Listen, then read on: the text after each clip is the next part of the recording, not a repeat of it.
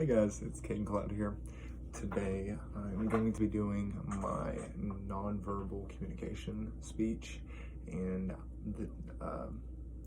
the article that I chose was called Nonverbal Communication Dealing with Alzheimer's, which was written by the Alzheimer's Society. It seems to be a very accredited domain, so that's why I used it.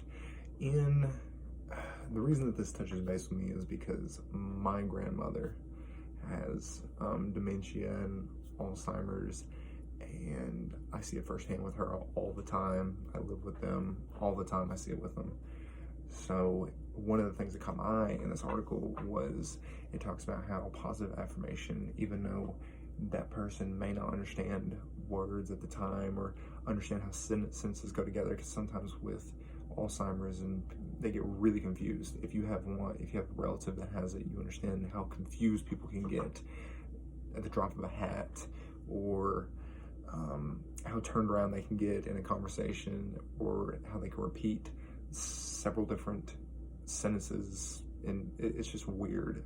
It just messes with their mind. But like in this particular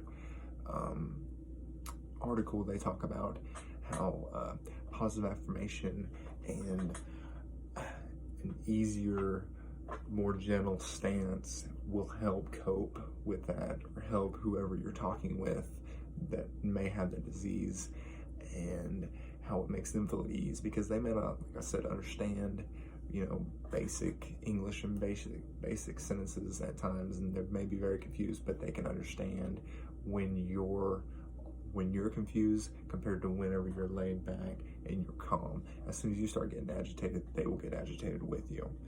And I think that's something that holds true from firsthand experience with it.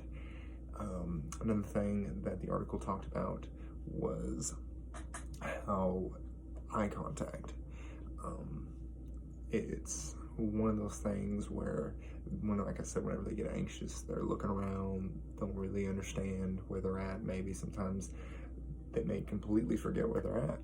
And eye contact is a great way to draw attention from anybody, and that holds true with people with Alzheimer's, because if you can get their attention and get them to focus on one thing, that helps them get in the moment, figure out where they're at, and get their brain settled down into it.